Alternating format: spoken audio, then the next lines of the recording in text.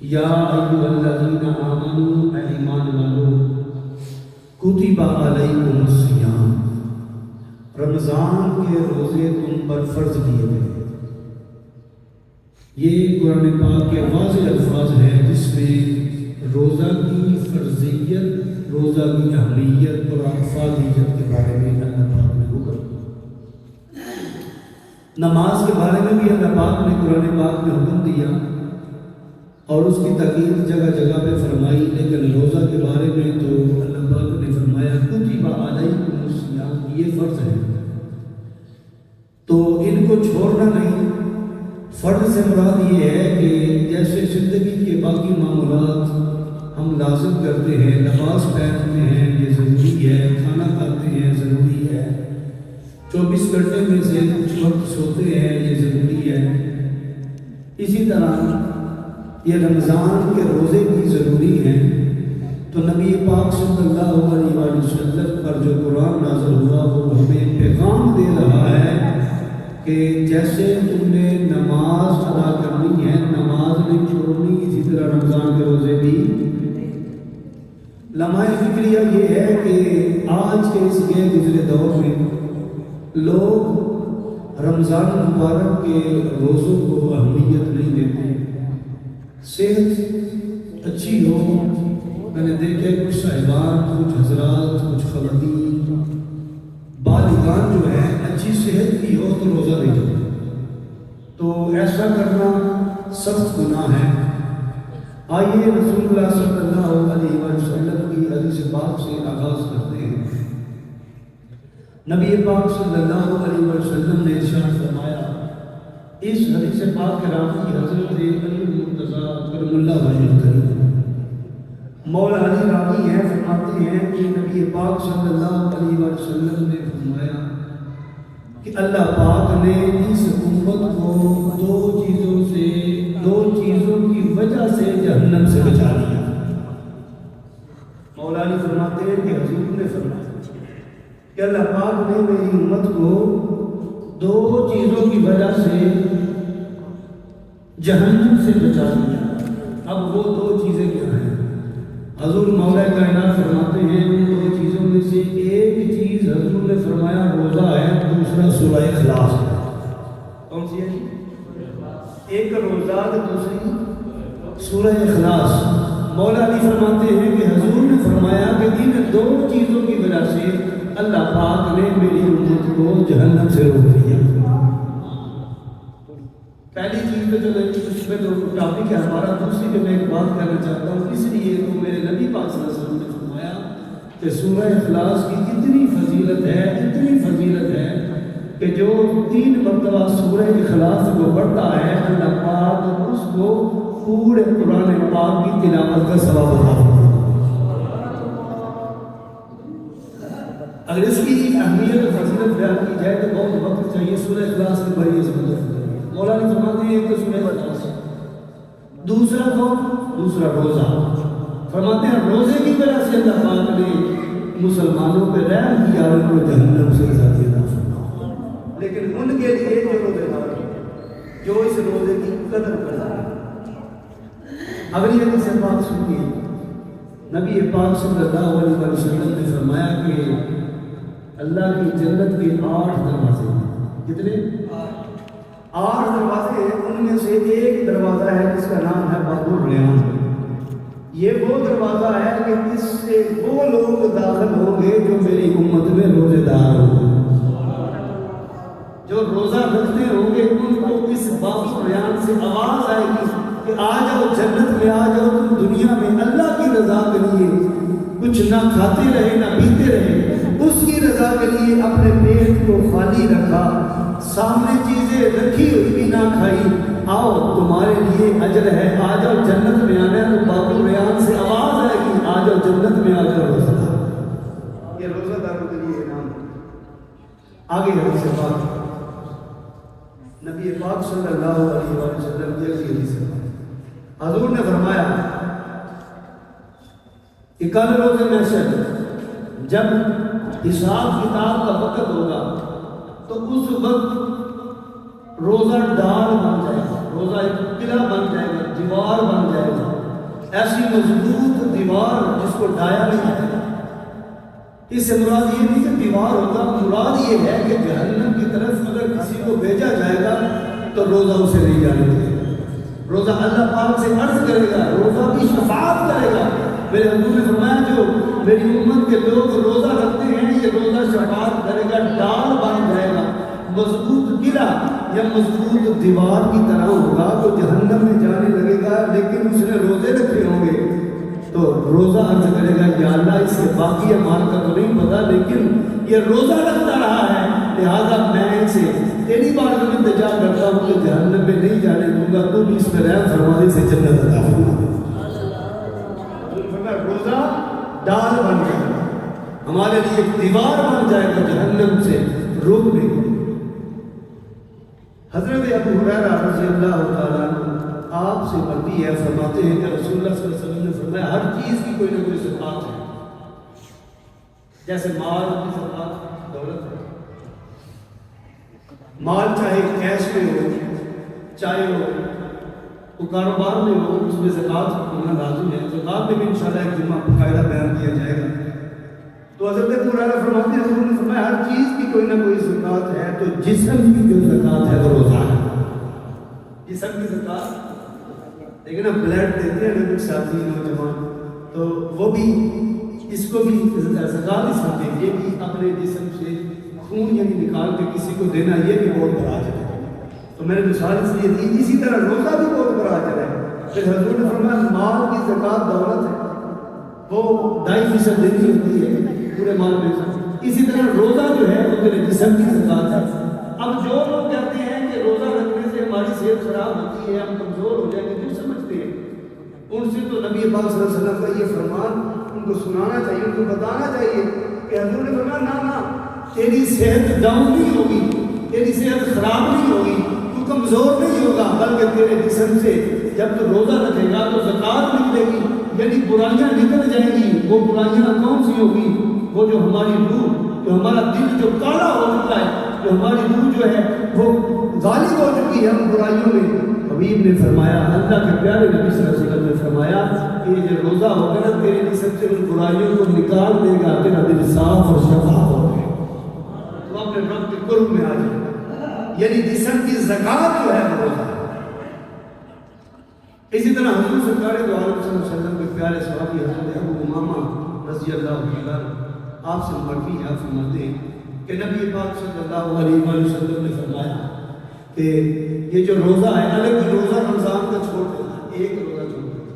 تو حضرت ابو امامہ فرماتے ہیں کہ حضور نے فرمایا کہ وہ روزہ رمضان کے بعد چاہے ایک چھوڑ کے وہ ویسے تو یہ نہ کہ ایک کے بدلے 60 رکھے تو اس کا وہ کفارہ ادا ہو جائے گا، لیکن فرماتے ہیں کہ اصل روزہ ہے رمضان کے دن والا روزہ، مہینے والا روزہ جو چل رہا ہے اگر وہ چھوڑ دیتا ہے تو حضور نے فرمایا اس کو وہ اجر و ثواب نہیں مل سکے گا کہ اس نے رمضان میں روزہ چھوڑا. لہٰذا یہ اس رمضان کے دنوں کی، اس مہینے کی یہ روزے کی اتنی قدر و قیمت ہے. آگے سنیے حضرت عمر بن اصبہ رضی اللہ تعالیٰ عنہ آپ فرماتے ہیں کہ حضور سرکار دو عالم صلی اللہ علیہ وسلم نے فرمایا جو روزہ دار ہوگا، جنہوں نے روزے رکھے ہوں گے، روزہ دار کے درمیان اور جہنم کے درمیان، ان دونوں کے درمیان 100 برس کی مسافت کے برابر فاصلہ ہوگا. جہنم روزہ دار سے اتنی دور ہوگی جتنا کوئی انسان 100 برس سے سفر کرے، پہلے چلتا رہے 100 سال تک سفر کرتا رہے. میرے حضور نے فرمایا 100 برس کی مسافت جتنی ہوگی اتنا روزہ دار کی اور روزہ دار جہنم کے درمیان مسافت، یعنی جہنم سے دور. اور دوسری حدیث پاک حضور نے فرمایا کہ ایک تو یہ حدیث پاک ہے 100 برس سفر کے فاصلے کے برابر اس سے دوری ہوگی جہنم سے. دوسرا حضور نے فرمایا روزے دار جو ہوگا روزہ دار اس کی جو مسافت ہوگی، انہوں نے فرمایا زمین اور آسمان کے درمیان جتنی مسافت ہے، روزے دار جب روزہ دار میدان محشر میں جائے گا اس وقت جہنم اور روزہ دار کے درمیان جتنی مسافت ہوگی جتنی زمین اور آسمان کے درمیان مسافت. تو یہ تو ہمارے لیے ایک تحفہ نہیں ہے روزہ، بتاؤ صحیح، یہ تو ہمارے لیے ایک بونس نہیں ہے، یہ تو ہمارے لیے ایک چانس نہیں ہے یہ تو ہمارے لیے ایک بہترین موقع ہے، اللہ نے زندگی دی ہے، انشاءاللہ اللہ پاک سے تندرستی دے، یہ اگلا مہینہ آ رہا ہے، یہ تو اللہ پاک نے نیکیوں کی سیل لگا دی۔ یہ جو روزہ ہے، اگر انسان روزہ رکھے، عبادت اور ریاضت کرے خلوص نیت کے ساتھ، خشوع و خضوع کے ساتھ، تو حضور نے فرمایا تیرا اور دوزخ کا فاصلہ اتنا ہوگا جتنا زمین و آسمان کے درمیان فاصلہ۔ اگلی حدیث سے بات سمجھ، حضور سرکار دو عالم صلی اللہ علیہ وسلم نے فرمایا کہ روزہ دار کے منہ سے آنے والی یہ بو جب افطار کا وقت ہوگا تو اللہ پاک کو وہ بو اتنی پسند ہوگی جتنا جناب عنبر اور مشک کے جو خوشبو ہے جس کو کستوری بھی بولتے ہیں، اس کی خوشبو سے زیادہ اللہ پاک کو روزہ دار کے منہ سے آنے والی خوشبو پسند ہوگی، اتنا اللہ پاک سے راضی ہوگا۔ اگلی حدیث سے بات، حضور نے فرمایا روزہ دار کے لیے دو خوشیاں، افطار کے مطلب دو اس کے لیے خوشیاں ہوئی۔ ایک تو وہ یہ خوشی ہوگی کہ اس نے سارا دن روزہ رکھا تھا، سارا دن اس نے روزہ رکھا اور اس نے وقت گزارا اللہ کی رضا کے لیے، اس کی نعمتوں سے پرہیز کیا، کھایا نہیں کیونکہ اللہ کی رضا کے لیے روزہ رکھا ہوا تھا، سارا دن گزر گیا، شام کے وقت اسے خوشی ہو۔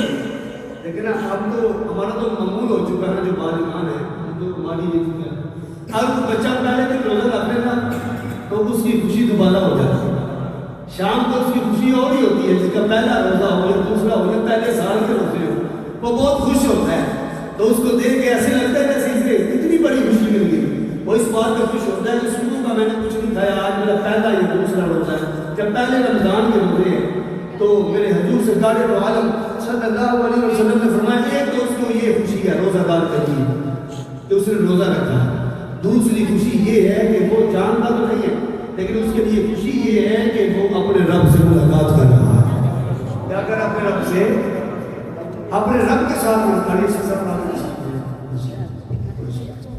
تو اپنے رب سے ملاقات کر رہا ہے۔ پہلی خوشی افطار کی ہے، دوسری خوشی جو ہے وہ یہ ہے کہ وہ اپنے رب سے ملاقات کر رہا ہے۔ اس سے مراد یہ ہے کہ جب افطاری کا وقت قریب آتا ہے اس وقت اللہ پاک اس بندہ مومن کے، اس روزہ دار کے بہت ہی قریب ہوتے ہیں، بہت زیادہ، یعنی اتنا قریب ہے کہ وہ رب اس کی طرف متوجہ ہوتا ہے۔ ویسے تو اللہ پاک ہر چیز سے واقف ہے لیکن اس وقت خاص عنایت ہوتی ہے اس میں جو روزہ دار ہوتا ہے، اس وقت جو وقت ہوتا ہے نا افطار کا وقت، اس وقت رب سے ملاقات کا وقت ہے۔ آگے حدیث بات، نبی پاک صلی اللہ علیہ وسلم حضرت عبداللہ بن عمر رضی اللہ تعالیٰ عنہ آپ سے مروی ہے، فرماتے ہیں کہ حضور سرکار دو عالم صلی اللہ علیہ وسلم نے فرمایا کہ 3 لوگوں کی دعا بہت جلد اللہ کی بارگاہ میں قبول ہوتی ہے۔ کتنے لوگوں کی؟ 3 لوگوں کی دعا اللہ کی بارگاہ میں ایسے قبول ہوتی ہے جیسے وہ دعا کر رہے ہیں ادھر اللہ پاک نے اس کی قبول کی، یعنی وہ لوگ مستجاب الدعا ہیں۔ وہ کون سے؟ ایک تو وہ جو عادل بادشاہ، عدل کرنے والا، انصاف والا بادشاہ، وہ جب دعا کرتا ہے تو اللہ پاک اس کے عدل کی وجہ سے، اس کے انصاف کی وجہ سے، اس کا یہ جو اس نے اپنی سلطنت میں عدل و انصاف قائم کیا، اس کی وجہ سے اللہ پاک اس کی دعا کو قبول فرماتا ہے۔ دوسرا حضور نے فرمایا مظلوم، اس پہ ظلم ہوا ہو اور لوگ اس پہ ظلم و ستم کریں، اس کے حق میں کوئی نہ ہو، وہ مظلوم جب رو کے اللہ کی بارگاہ میں کوئی بھی دعا کرتا ہے، مظلوم کی دعا اللہ پاک فوراً قبول فرما لیتا ہے۔ دو ہو گئے، ایک عادل بادشاہ، عادل حکمران، دوسرا میرے حضور نے فرمایا مظلوم، اس کی دعا فوراً قبول ہوتی ہے۔ تیسرا میرے حضور نے فرمایا کہ روزہ دار جب روزہ افطار کرنے وقت، وہ جو پہلے 10 یا 15 منٹ مثال دے رہا، افطاری سے پہلے 10 منٹ ہوتے ہیں نا، یا 5 منٹ یا 10 منٹ، اس وقت جو بھی دعا کرتا ہے اللہ تعالیٰ اس کی دعا کو قبول فرماتا ہے۔ شرط یہ ہے کہ دعا جائز ہو، دعا درست ہو، دعا میں شرط نہ ہو، خیر کی دعا ہو، اللہ پاک روزہ دار کی دعا کو قبول فرماتا ہے۔ اگلی حدیث بات، نبی پاک صلی اللہ علیہ وسلم آپ کا ارشاد گرامی ہے، حضور سرکار دو عالم صلی اللہ علیہ وسلم نے فرمایا کہ جو کوئی روزہ دار کو افطار کرائے، کسی کا روزہ افطار کروائے گا. اب روزہ رکھنے والوں کی تو فضیلت میں نے بیان کی نا. اب جو کسی روزہ دار کا روزہ افطار کرا رہا ہے، حضور نے فرمایا کہ روزہ دار کو بخشا جائے گا جتنا اس روزہ دار کو ثواب ملے گا نا، کوئی اس روزہ دار کو افطاری کروائے گا اس کو بھی اتنا ہی ثواب ملے گا. روزہ دار کو افطاری، اگر روزہ دار کو افطاری کرنے والا بخشا جا رہا ہے تو یقیناً جس نے اللہ کی رضا کے لیے روزہ رکھا ہے وہ بھی بخشا ہے. نبی پاک صلی اللہ علیہ وسلم کی اگلی حدیث پاک سماعت فرمائے. حضور سرکار دو عالم صلی اللہ علیہ وسلم نے فرمایا، حضرت سلمان فارسی رضی اللہ عنہ فرماتے ہیں کہ روزہ دار ایسے ہے کہ جب وہ روزے کی افطاری کے وقت آئے گا نا تو اللہ پاک اس میں اتنے راضی ہوں گے. حضور نے مثال دے کے فرمایا کہ اس کے ساتھ جبرائیل علیہ السلام آ کے ملاقات کریں گے اور مصافحہ کریں گے. کیا سنیں گے؟ اب جبرائیل علیہ السلام کا مقام مرتبہ بیان کرنے کو وقت چاہیے. تمام فرشتوں کے سردار، بیت المعمور کے خطیب اور تمام انبیاء پر وحی لانے والے حضرت جبرائیل علیہ السلام، یعنی آسمانی مخلوق کے سرداروں کے سردار حضرت جبرائیل علیہ السلام کس سے مصافحہ کریں گے؟ بتاؤ بولو مصافحہ کریں گے. اور جنہیں روزہ رکھا ہوئے گا جبرائیل علیہ السلام نے حضور نے فرمایا اس سے ملاقات کرنے کے طالب ہو گے، اس سے مصافحہ کرنے کے لیے مطالب ہو گئے. جس نے روزہ دار کے لیے یہ خوش بختی ہو. آگے نبی پاک صلی اللہ علیہ وسلم حضرت سعد بن سعد رضی اللہ عنہ آپ سے مروی ہے، فرماتے ہیں حضور سرکار دو عالم صلی اللہ علیہ وسلم نے فرمایا کہ امت کے لیے اس بات میں بنائی ہے کہ وہ روزہ دار کو روزہ افطار کرے. کیا کروائے؟ روزہ دار کا روزہ افطار کروانا. یعنی اس میں آپ دیکھیں کہ اس میں بات یہ ہے کہ اس سے مراد صرف افطاری نہیں ہے، اس سے مراد یہ ہے کہ اگر کوئی روزہ رکھنا چاہتا ہے، وہ غریب ہے تو اس کے پاس نام رکھتا نہیں ہے، اس کو سحری کے لیے کچھ دینا، اس کو افطاری کے لیے دینا، 10 دن کے لیے راشن ڈال دینا. لیکن جو مستحق ہو، جو روزہ رکھنا چاہے، اس کو مستحق ڈھونڈنا آج کے دور میں بہت مشکل ہو چکا ہے. بہرحال حضور نے فرمایا کہ مستحق ہو اس کو امت کے لیے اس میں بات میں بنائی ہے. حضور نے فرمایا کہ پوری امت کے لیے اس میں فائدہ ہے کہ روزہ دار کو سحری اور افطاری کروائی جائے، روزے رکھوائے جائے. آگے نبی پاک صلی اللہ علیہ وسلم کی حدیث پاک سماعت فرمائے. ایک دو حدیث سے بات بیان کر کے تو اجازت دوں گا. حضور سرکار دو عالم صلی اللہ علیہ وسلم، اب یہ تو ہو گیا سارا ان کے لیے یہ نعمتیں ہیں، ان کے لیے یہ اللہ پاک نے عنایات رکھی ہیں، لیکن جو روزہ نہیں رکھتے ان کے لیے حضور سرکار دو عالم صلی اللہ علیہ وسلم آپ نے فرمایا کہ حضور اپنے مسجد میں تشریف لائے، منبر پر چڑھنے لگے. پہلا قدم رکھا تو حضور نے فرمایا آمین، دوسرا قدم رکھا تو فرمایا آمین، حضور نے تیسرا قدم رکھا فرمایا تو حضور نے فرمایا آمین. خطبہ مبارک دیا، خطبہ سے فارغ ہوئے. صحابہ کرام رضوان اللہ تعالی اجمعین نے عرض کیا یا رسول اللہ صلی اللہ علیہ وسلم جب آپ منبر پر تشریف لے گئے تو آپ نے 3 مرتبہ فرمایا کہ آمین، کیا وضاحت فرما دیں، اس سے وضاحت ہو سکتی ہے؟ حضور نے فرمایا ہاں. جب میں منبر کی پہلی سیڑھی پر قدم رکھنے لگا تو اس وقت جبرائیل علیہ السلام آئے اور جبرائیل علیہ السلام نے آپ نے مجھ سے کہا کہ جس نے اپنی زندگی میں اپنے بزرگ والدین کو پایا، اپنے بزرگ والدین کو پایا لیکن ان کی خدمت نہ کی، وہ ہلاک ہو گیا. ہلاک کہنے والے جبرائیل علیہ السلام ہیں، آمین کہنے والے آمین بلال نبیوں کے امام ہیں. حضور نے فرمایا بڑے والدین کو پا کر ان کی خدمت نہ کی، وہ ہلاک ہو گیا. جس کو ہلاک کہنے والے جبرائیل ہو، آمین کہنے والے حضور ہو، اس کی بخشش کیسے ہوئی؟ اب اس کے دوسرا حضور نے فرمایا کہ جب دوسری سیڑھی پہ قدم رکھا تو جبرائیل علیہ السلام نے عرض کیا یا رسول اللہ صلی اللہ علیہ وسلم جس نے آپ کا نامی اس میں ذرا بھی سنا لیکن درود نہ پڑھا. آپ کا نام سنا اور درود بڑی چیزیں لوگوں کو درود سے. میں کہتا ہوں سنو، اللہ کے حبیب فرما رہے ہیں، جبرائیل کہنے والے ہیں، آمین کہنے والے نبیوں کے امام ہیں. جبرائیل علیہ السلام نے کہا نام سنا درود نہ پڑھا ہلاک ہو گیا. حضور نے فرمایا آمین. اب لوگ پیسوں میں پاسا کر کے اذان سے پہلے کیوں پڑھتے ہو، بعد میں کیوں پڑھتے ہو؟ میں نے کہا کہ یہ بات کر رہا ہے حضور پہ درود پڑھنے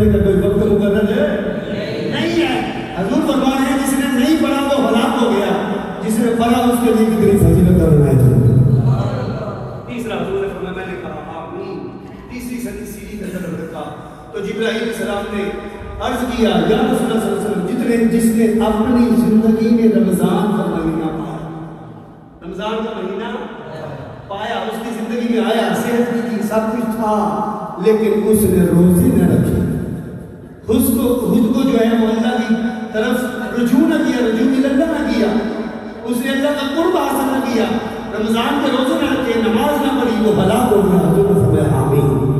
کیا کہا؟